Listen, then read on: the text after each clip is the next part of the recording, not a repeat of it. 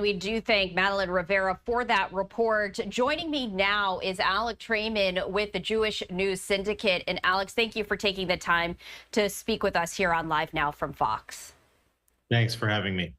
So I do want to first start with the U.S. sending this defense system to Israel along with some troops for this system in place. What do you make of this latest action? Well, on October 1st, Iran sent 181 ballistic missiles into Israel, at least, and we have estimates that maybe 30 of them actually struck ground, many of them on Air Force Base in the south, but one hit a suburb outside of Tel Aviv, did tremendous damage.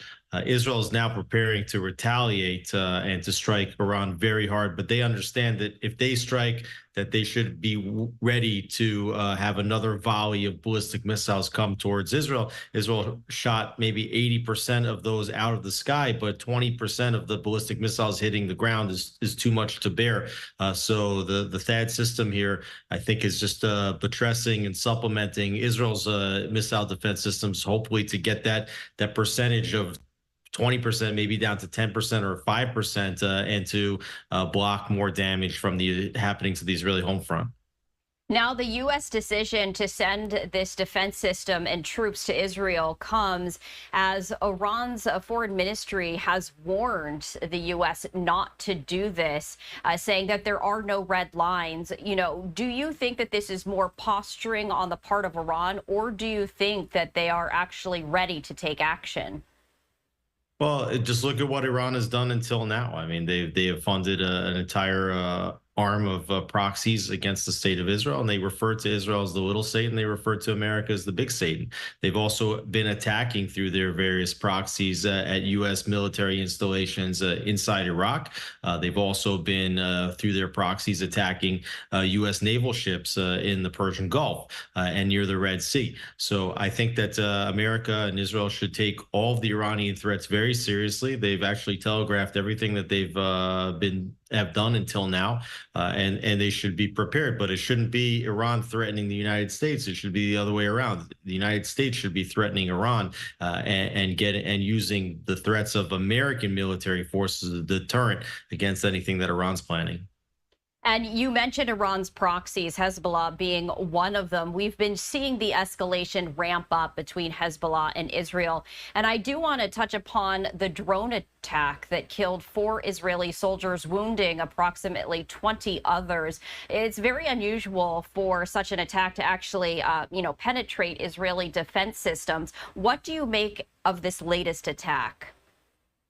Well, the drones can fly at very low altitudes and also at fairly high speeds. So this particular drone was being tracked by radar. At some point, the radar lost contact with the drone, and it was assumed that the drone may have gone down. So you see that even though Israel does have sophisticated missile defense, it's not perfect. And these drones don't simulate other missiles. They're a little bit different in character. And you see that Hezbollah's arsenal is very sophisticated. Even as Israel has degraded a lot of Hezbollah's capabilities, they still possess a tremendous amount of capabilities and can do a lot of damage to the Israeli home front. There have been escalation, as I mentioned, between Israel and Hezbollah. Israel really just decimating the command chain, although Hezbollah says that they are going to continue to regroup. As we look ahead, where does this conflict stand?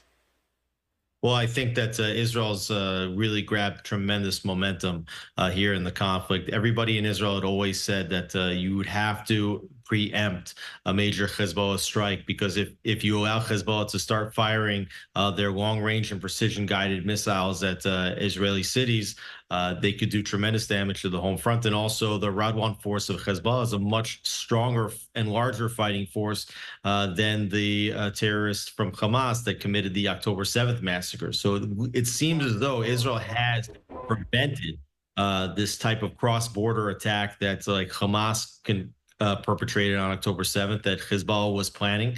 They've basically negated the threat of the tunnel infrastructure that Hezbollah has built, and they've also taken out maybe as many as 40% or more of the launchers that Hezbollah had for the long-range missiles. So Israel has destroyed much of the capabilities that Hezbollah built over the period of about 18 years in about 2 weeks' time.